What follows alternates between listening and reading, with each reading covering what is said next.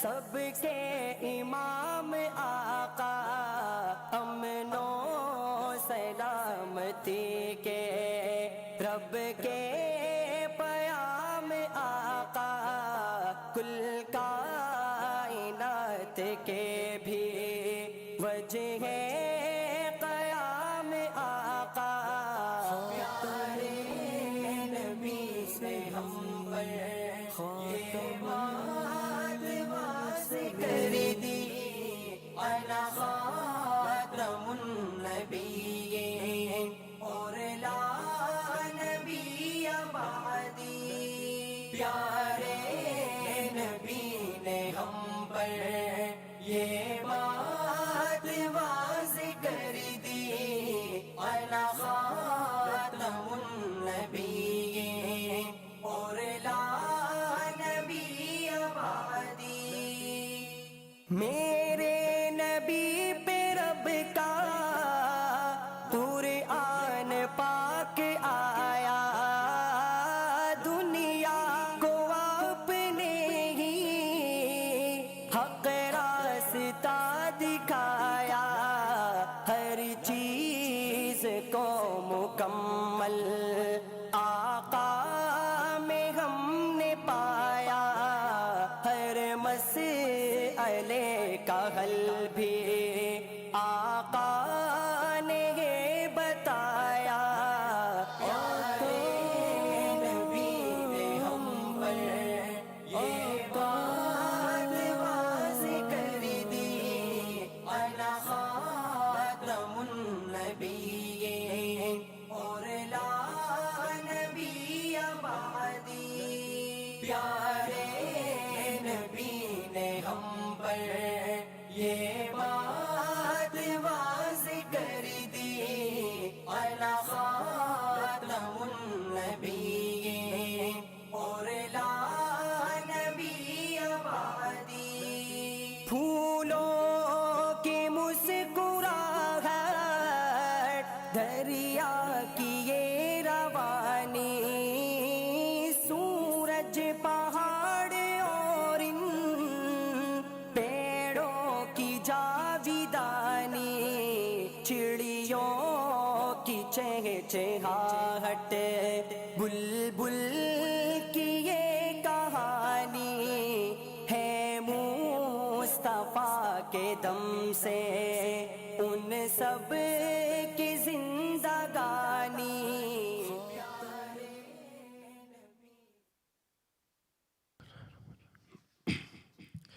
الحمدللہ رب العالمین، والصلاة والسلام علی اشرف الانبیاء والمرسلین وعلی آلہ وصحبہ اجمعین۔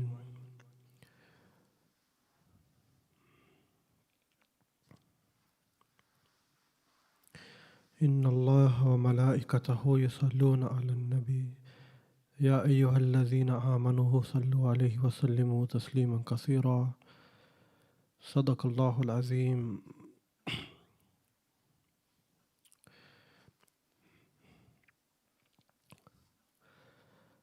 Alhamdulillah, it is with Allah's immense fadl that today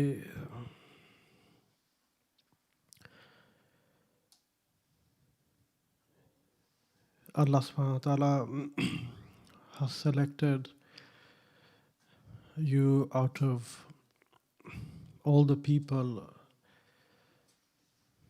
in this town, in this locality, to be present here today in this gathering of Naseeha and Dhikr. Like we always discuss about, there is always a sense of deception from this world and in this dunya. Now, you see, many of us are quite young and we have not experienced the world in its true form and how quick it is to bite. Like given an example by many mashayikh, like a ravenous dog, like a wild animal who has it has never been tamed, it has never been taught how to be civil or how to be social in that sense.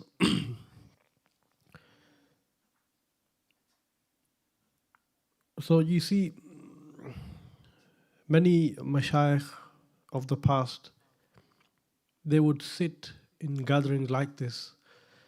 And in a similar way, you can go throughout the centuries. And if you truly connect to that age of the past, and you can understand where I'm coming from, many great mashayikh have lived on this earth, come and gone and served a purpose. Each of them inherit the light of Rasulullah sallallahu alaihi wasallam. Each of them take this light and spread it. You see, the candle of the flame does not become unlit when another candle is lit from it. Do you understand? Another candle does not lose its flame when it lights another candle. I can get one candle and light many candles. Such is the light of the Prophet ﷺ. It is shown how deep this connection should be. Now we obviously have a theme we have been going from the teachings of Sayyidina Abdul Qadir al-Jilani rahmatullahi alayhi. However, there would be, whenever a person came to the mashayikh would give them a condition that firstly, you must sit with me in my company. For a minimum, some would have a condition of 40 days, some would have 4 months, 3 months, 6 months, etc. For the person, it was very variant.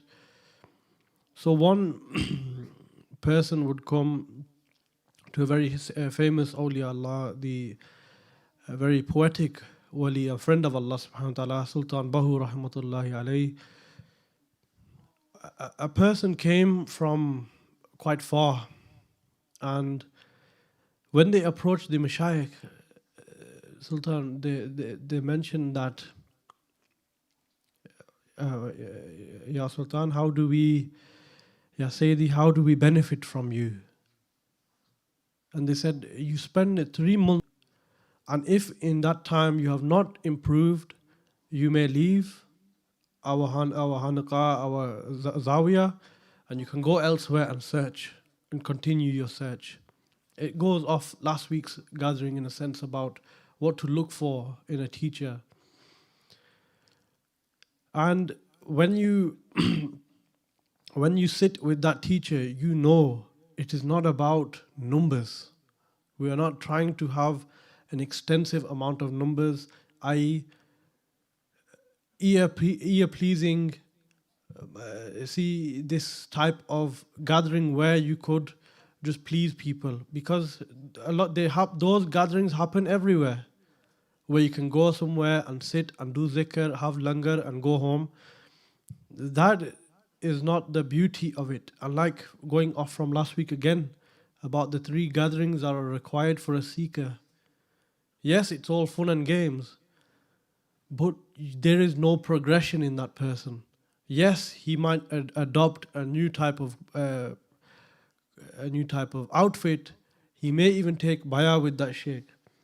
But what it doesn't do is actually progress the person. Rather, he is like moving into a new wardrobe, should we say. He's sometimes, yes, even it doesn't last long. That change doesn't even last long.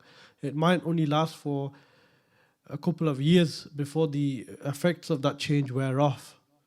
And then he is then searching again. But he feels attached to it, so he doesn't leave, and he will never change. So the threat of shaitan will remain. Now the Mashayikh do not have an interest in taking you out of the dunya. They do not want to grab you and take you out of this world. Rather, they want to take the world out of you. They want to take the world out of you. What is the dunya? I can go around in a circle and I can go around person by person and ask, what is the dunya to you? Which I should, to be honest with you. Brother Zain, when I say to you dunya, what do you think about? What's the first thing in your mind? So it's a temporary place. Awais, what about to you? When I say dunya, what is it to you? What's the first thing that comes to your mind? Shaitan's daughter. Okay, what about you, Adam?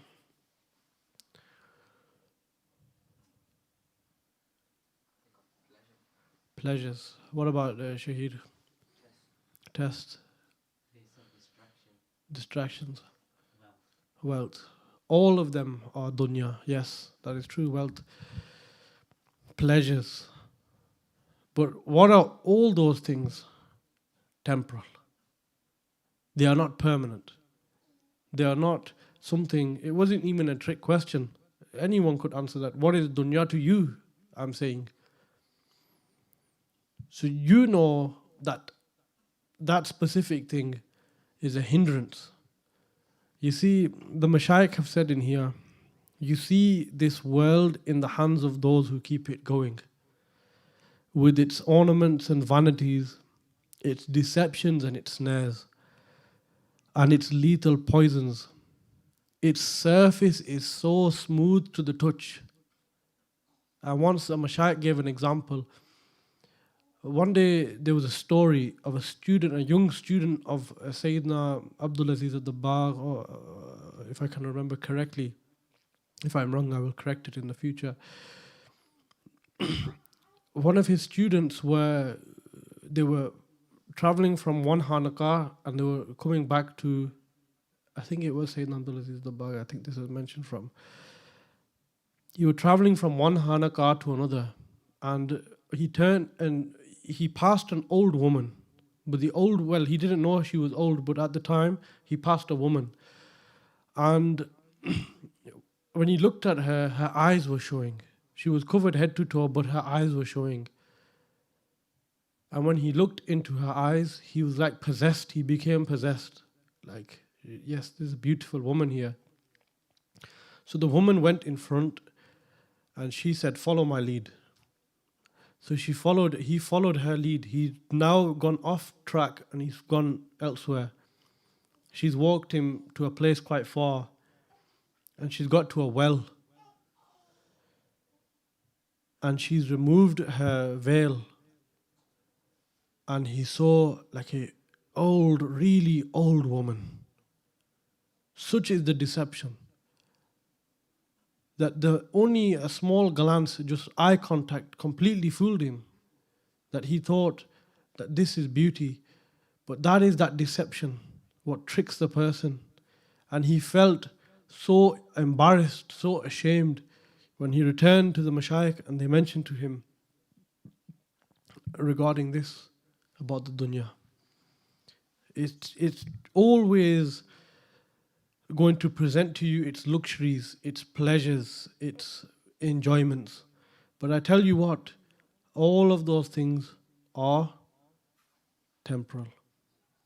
Such you can measure them in time.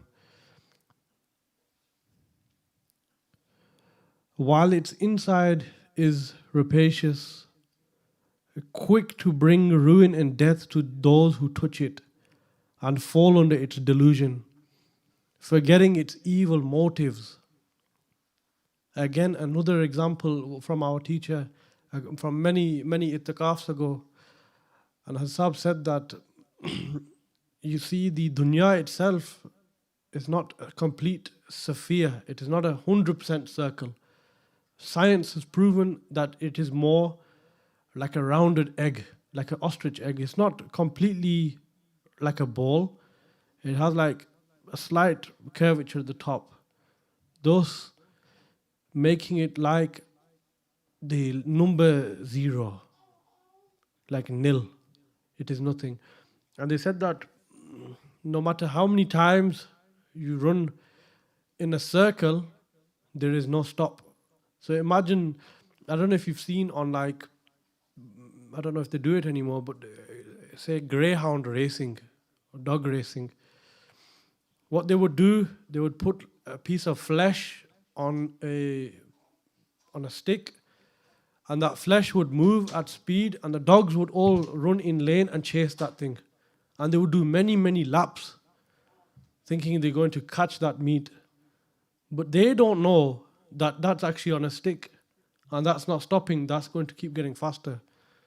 But because they were trained to stay in their lanes, they stayed within those boundaries, knowing that they couldn't go anyone. So what does that make a person who chases wealth?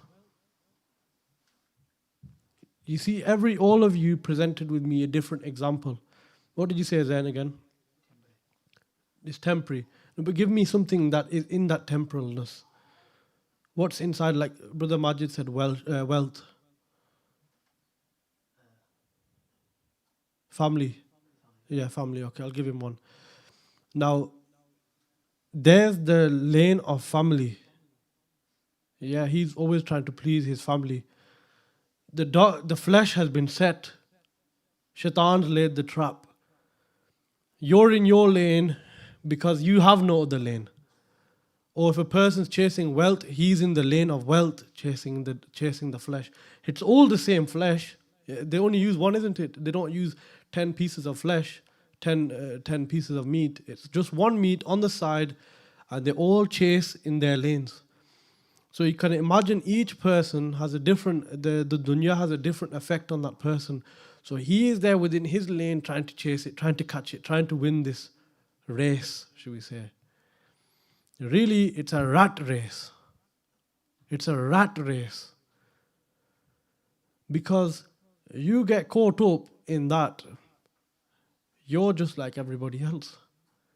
You're in that competition that has no winner.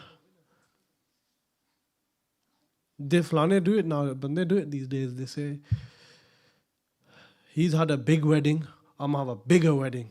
He's hired that car, I'm gonna hire a better car. He's given his wife this much meher, I'm gonna give her that much meher.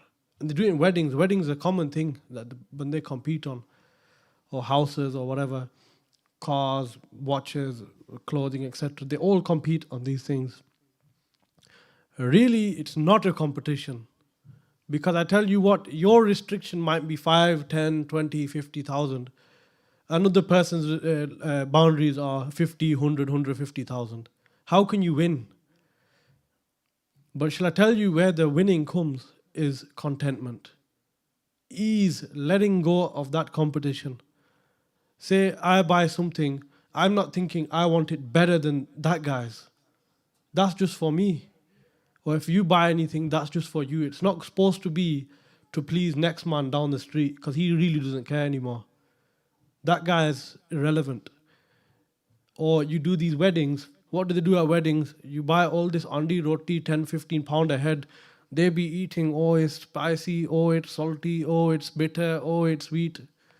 They're not going to be happy anyway. You're feeding them, and it's so hard to please people.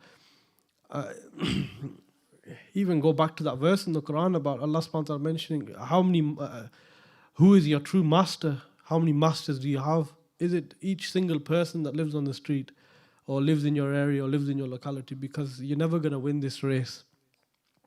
The moment you leave that lane and understand you're not going to win, how many of those dogs win?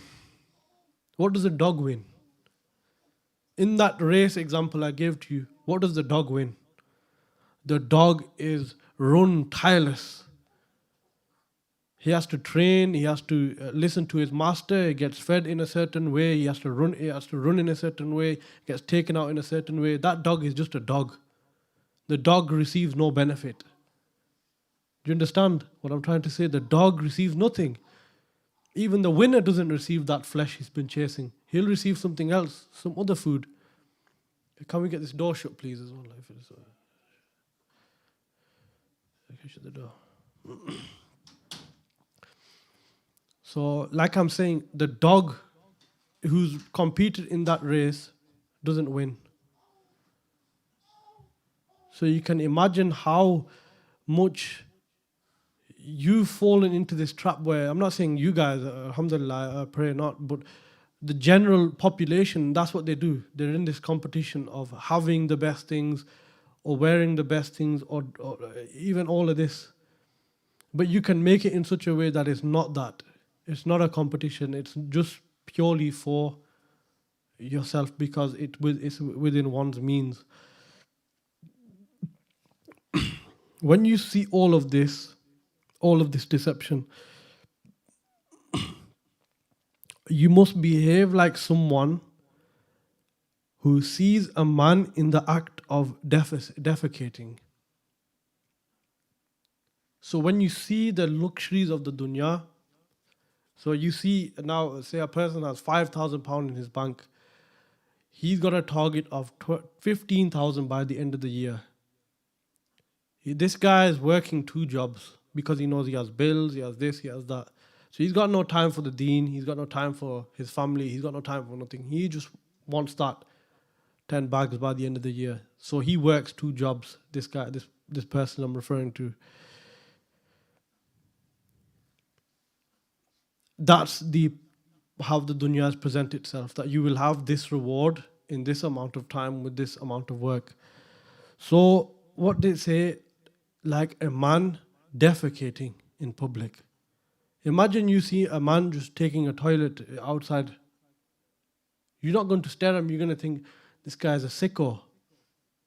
This guy is off his head. He is there in public doing it like without no sharam, no haya, and he's like this. You're not going to look at that person. Even if you see him in the street, you might not even want to shake his hand. Such is that person. Because you think the guy is impure, unhygienic, all these things. And then this is what the Sayyidina Abdul Qadir Jilani is saying, such you should see the dunya in such light. It goes on to say, like, even such exposure is there, like even an unpleasant odor. Just as you would avert your gaze from his nakedness and hold your nose against the stinking smell, so you must behave towards the world when you see it. Look away from its charms and hold your nose against the stench emitted by its lechery and lust. I'll say that again. When the dunya presents its luxuries and its beauties and all of this, it's an illusion. It's not really beautiful. Just like the woman, when she was exposed, it was an old woman. You would cover your eyes and turn away from her when you realized. You would not even consider marrying such a person. But yet, what do we do when the dunya presents itself? We are more lured in by its deception. That's how, just like how a fish will, when you present its bait, it will chase the food. Again, fishes do not have akal, do not have consciousness, do not have the ability like a person. But yet, why are we so fooled by its deceptions? What clings us to it? Why are we like clothes? Why are we clothing its beauty when really we shouldn't? Thus you may escape the world's corrupting influence, yet still receive your allotted share of worldly goods. And they always say this, a person will only receive what he's written to receive. If you're only destined to have less, meaning not even just living on ends meet, that's all you will have. No matter how much you chase or how much you have, that wealth does not belong to you. That wealth does not belong to you, even if it passes you and touches your hands. It does not belong to you. Hence why, no matter how hard you chase, you will never catch it, because it is like running round in a circle, like the dogs. Even if the dog catches that piece of flesh, even though it is going quicker than them, but if it catches it, it will be removed from its mouth and placed back on its thing again. That is like the dunya. And Allah to share worldly good yours to enjoy. And Allah said to His chosen Prophet, Allah says in the Quran, Bismillah, strain not your eyes towards that which we have given for some pairs among them to enjoy. The flowers of this world's life, that we may thereby put them to the test. Your Lord's provision is better and more lasting. I'll say that again. The flowers of this world's life, so we have given the flowers of this world where we may thereby put them to test. So even if you are given wealth and all of the beauties of dunya, the flowers which Allah subhanahu wa ta'ala uses as an example, it is there as a test for that person. No one should think he has got that. Why haven't I got that? It is not for you. That's why. It doesn't belong to you. It never will. Unless Allah has written that for you. It does not belong to that person. It is like you going into somebody's house and saying, I'm taking this because I want it.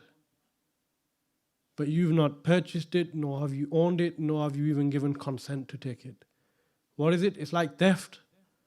You're stealing from Allah's treasures when you take unlawful and haram earnings. You've taken from that wealth. Imagine the detest and the punishment that person will receive.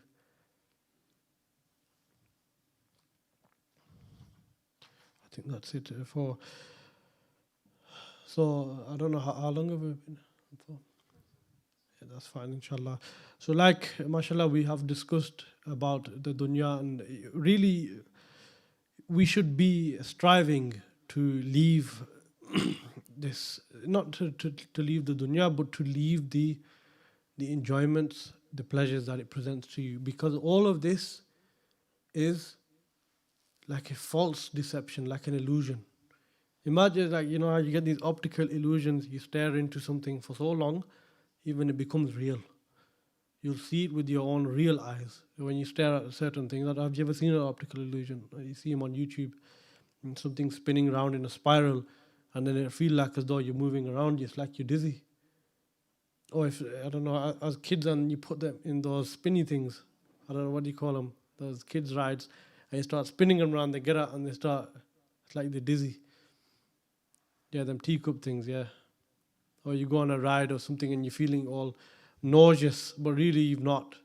It's just because your body is not used to it.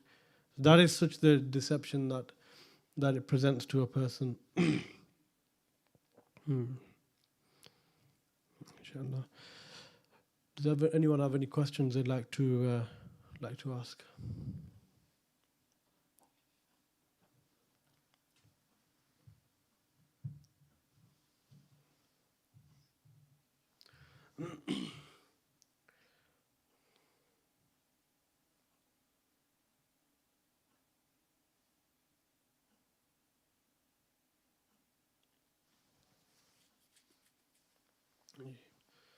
What's the fine line between chasing the will and working for the will?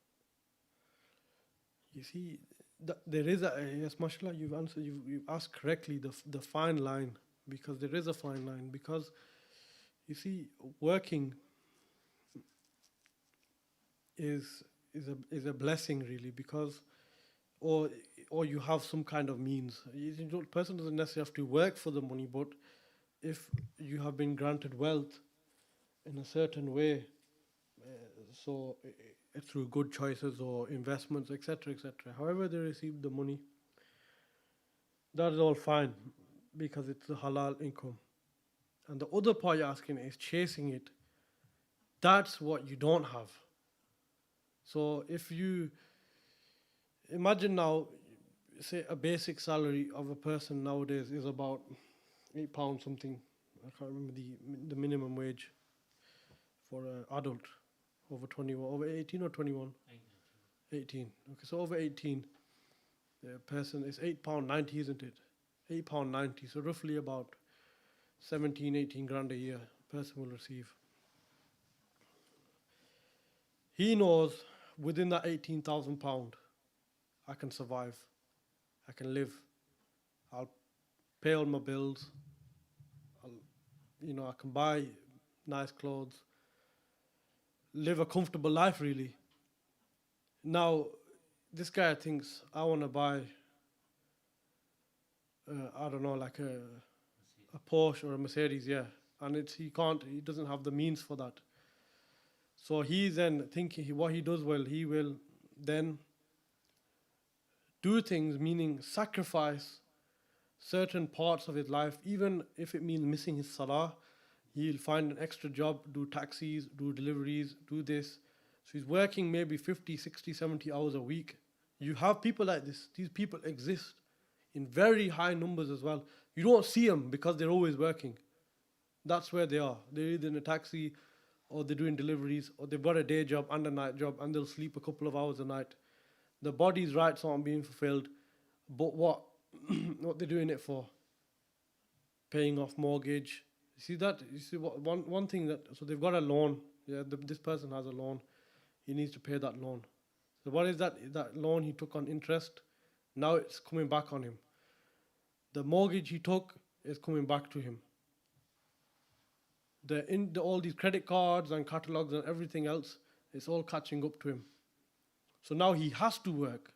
Otherwise, what will happen? He'll lose his house, he'll lose his car, he'll lose his credit cards, he'll lose his privileges, his credit score will go down, he'll have nothing left. So that person's life choices stuck him because he wanted things that were outside of his means. Now, if you, for example, there are things like halal mortgages, halal car finance, there are these kind of things that do exist. Now, if you can't afford that, that's fine as well. So if it's within that capacity of whatever you earn. But if it's outside of your earning means and you so much want it and it makes you do things like loans and whatnot, that's when a person is chasing. The desire is greater than the reality. He's become clouded in his judgment. It seems a bit. He doesn't do normal things but it is a fine line. That is why it seems the same, like meaning working for it and doing it. So the main thing is, just to answer what I can remember, that this is, I think even a similar thing has been asked before to Asab, and they said that the fine line really is doing things outside of the means of their normal wage, so their normal living costs. That is what the chasing is. But everyone will fall into these traps. This is not, even the thought of it will come. It will all come, it will all happen. As you're going through life, you'll see one guy, he's done it, you think, oh, it's fine, I'll do it as well. But that's where the waterfall, the deception starts at that time. If they always have a way out, even if a person's made a mistake, always have a way out. Always have a fallback. That if you know that if something happens or if you lose your job, how are you going to manage it? Loans, I'd say cars are not the worst because at least they have some asset. Now loans, especially what you do with it, loans are the worst. Unless, even it's just because the interest really. But if you say a person's already got involved with it and he's taken out a big bank loan, say £25,000, and he's got a really big interest on it, and he pays it on a wedding, how is he supposed to recover that money? What was the point of that wedding? I know people who've taken massive loans and spent it on weddings. Now that elderly father or that elderly person now has to work late night at taxis. Over what? Some selfishness. Weddings and all these, especially some people, they take loans and to be honest with you, I know only like buying stuff that has no sell-on value, like buying clothes or paying something like this. But all your life choices really, make certain life choices, you will get stuck.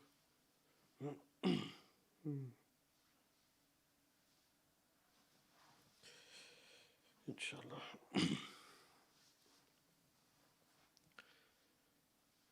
ٹھیک ہے ذرا انشاءاللہ. بسم اللہ بالله انشاءاللہ. سبحانك اللهم وبحمدك ونشهد ان لا اله الا انت ونستغفرك ونتوب اليك. السلام علیکم.